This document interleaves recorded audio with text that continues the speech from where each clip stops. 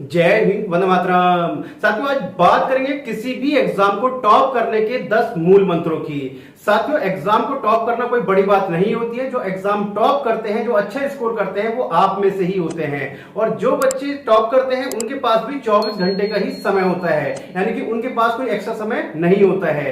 तो अब वो कैसे एग्जाम को टॉप करते हैं, वो मैं 10 पॉइंट के माध्यम से आपको बताने जा रहा हूं। यदि आप इन 10 पॉइंट को फॉलो कर लेते हैं तो आप भी एग्जाम को टॉप कर सकते हैं। बहुत ही सिंपल से है, बस उनको आपको क्या करना है, फॉलो करना है।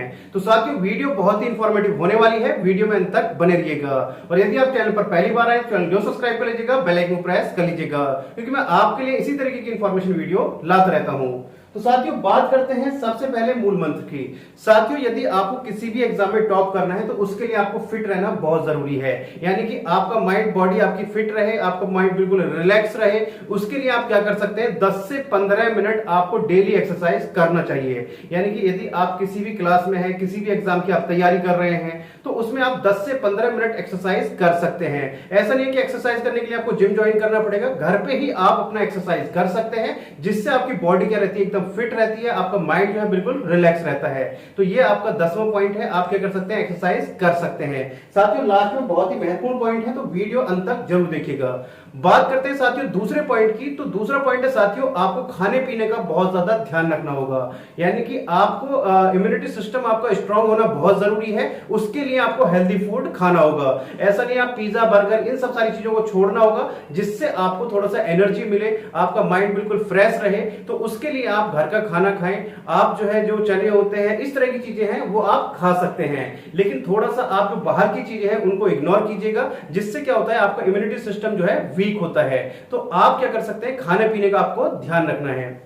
बात करें साथियों तीसरे पॉइंट की। तीसरा पॉइंट साथियों बहुत ही महत्वपूर्ण है। तीसरा पॉइंट है, आप जिस भी एग्जाम की तैयारी कर रहे हैं या फिर आप किसी भी क्लास में हैं, तो उसका एग्जाम पैटर्न देखिए कि एग्जाम पैटर्न कैसा होता है, किस तरीके से एग्जाम आता है। तो यानी कि पहले आपको ये डिसाइड करना है कि आपका जो एग्जाम पैटर्न है, किस तरीके से आपका एग्जाम आता है, किस तरीके से पेपर आपका आता है, सिलेबस कितना है।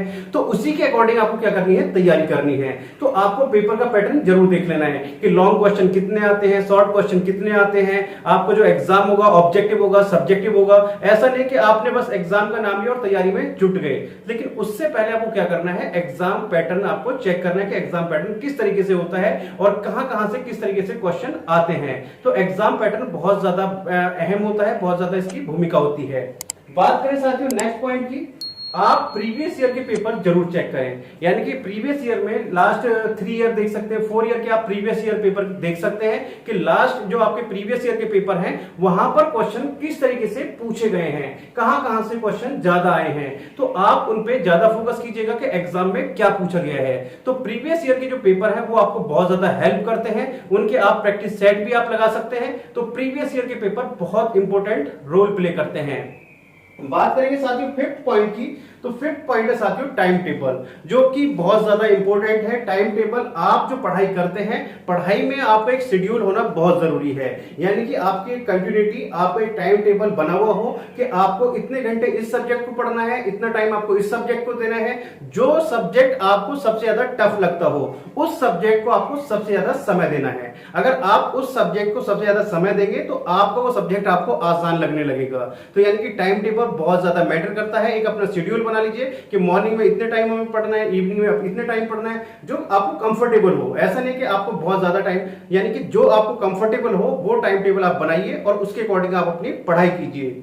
इससे आगे बात करते हैं साथियों नेक्स्ट की, स्टडी प्लेस। ये बहुत ज्यादा मैटर करता है। यानी कि आपका जहां पर आप पढ़ाई कर रहे हैं वो स्थान आपका सही होना बहुत जरूरी है। यानी कि कैसे, आप अगर ऐसी जगह पर पढ़ाई कर रहे हैं कि वहीं पर आपका टीवी चल रहा है, वहीं पर आपकी फैमिली बैठी है, वहीं पर आप बुक खोल करके बैठे हैं, तो आपको कुछ समझ नहीं आने वाला है। कोई भी एक ऐसा प्लेस देखिए, कोई भी एक ऐसा कोना आप पकड़िए जहां पर बिल्कुल शांति हो, ना कोई टीवी हो, ना कोई वहां पर मोबाइल चल रहा हो, ना वहां पर कोई शोर शराबा हो।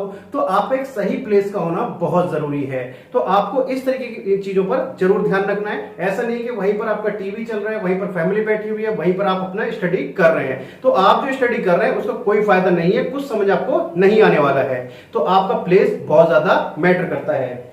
बात करते हैं साथियों नेक्स्ट पॉइंट की, सब्जेक्ट सिलेक्शन। जैसा मैंने आपको बताया था, जो सब्जेक्ट आपको सबसे ज्यादा टफ लगता हो उस सब्जेक्ट को सबसे ज्यादा समय देना है, और उस सब्जेक्ट को आपको जो पढ़ना है वो मॉर्निंग में पढ़ना है। सुबह में उठ के उस सब्जेक्ट को आप पढ़ें, जो सब्जेक्ट आपको सबसे ज्यादा टफ लगता हो उस सब्जेक्ट को आप मॉर्निंग में पढ़ें, क्योंकि जो आपका माइंड है बिल्कुल रिलैक्स रहता है, बिल्कुल फ्री माइंड आप रहते हैं सुबह मॉर्निंग के समय, यानी कि बिल्कुल फ्रेश माइंड में आप उस सब्जेक्ट को पढ़ें जो आपको सबसे ज्यादा टफ लगता है, तो वो चीजें आपको आसान लगने लगेंगी। तो आपका सब्जेक्ट सिलेक्शन बहुत ज्यादा मैटर करता है।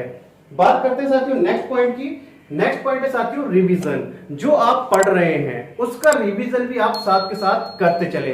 8 पॉइंट क्या है, रिवीजन। रिवीजन बहुत ज्यादा रोल प्ले करता है। आप ऐसा मत कीजिएगा जैसे आपका exam, suppose date next month आपका एग्जाम आने वाला है, कोई भी एग्जाम आपका है या आप किसी क्लास का एग्जाम आप दे रहे हैं, तो तब तक आप अपना सिलेबस कंप्लीट करें। सिलेबस कम से कम एग्जाम के 1 से 1.5 महीने पहले आपका खत्म हो जाना चाहिए। उसके बाद में आपको क्या करना है, उसका रिवीजन करना है।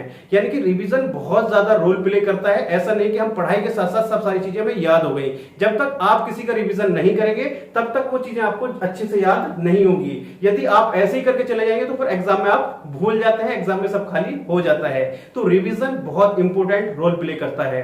बात करें साथियों नेक्स्ट पॉइंट की, जो सबसे इंपॉर्टेंट पॉइंट है साथियों, आप जब भी अपने नोट्स बनाएं, जब भी आप अपने नोट्स बनाएं उनको हाईलाइट जरूर करें। उसमें जो आपको लगता है कि ये इंपॉर्टेंट पॉइंट है, ये आपको अच्छी चीज है, तो उसको आप हाईलाइट जरूर करें। या आपको कोई चीज टफ लग रही है, कोई मीनिंग आपको टफ लग रहा है, तो उसको आप हाईलाइट करें, उसको बार बार पढ़ें। अगर आप हाईलाइट करते हैं तो उससे आपको याद रहेगा। उन चीजों को आप जब दोबारा रिवीजन करेंगे तो आपको रिवीजन में वो चीजें आसानी हो जाएंगी, यानी कि उसको रीड करना, उसको समझना थोड़ा सा आसान हो जाएगा। तो जो इंपॉर्टेंट पॉइंट है उनको क्या करें, हाईलाइट करें।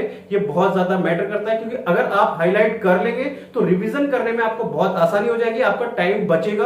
यानी कि जो आपको हाईलाइट किए हुए हैं सिर्फ आप उनको देख सकते हैं कि भाई ये इंपॉर्टेंट चीज है, तो जो हमने हाईलाइट की थी, तो आप एग्जाम के 1 दिन या 2 दिन पहले उनको देख सकते हैं, तो आप इंपॉर्टेंट चीज को हाईलाइट कर सकते हैं।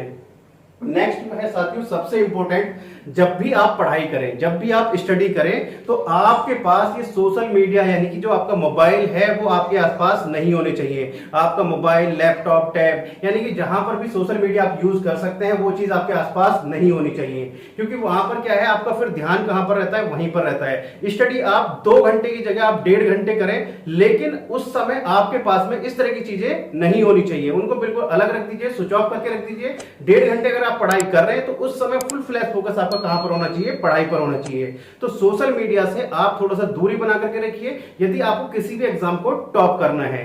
तो साथियों आपको जो 10 पॉइंट बताए हैं, मैं गारंटी के साथ कह सकता हूं यदि आप इनको फॉलो कर लेते हैं तो आप किसी भी एग्जाम को टॉप कर सकते हैं। और आपको इसमें सबसे स्ट्रॉन्ग पॉइंट कौन सा लगा मुझे कमेंट करके जरूर बताइएगा। और यदि आपको वीडियो इंफॉर्मेटिव लगी है, यदि आपको वीडियो अच्छी लगी है, तो वीडियो को लाइक और शेयर करना मत भूलिएगा, क्योंकि आपकी तरफ से मेरे लिए मोटिवेशन यही होता है। तो चलिए साथियों मिलते हैं आपसे नेक्स्ट वीडियो में कुछ तरह की इंफॉर्मेशन के साथ। तब तक के लिए जय हिंद, जय भारत।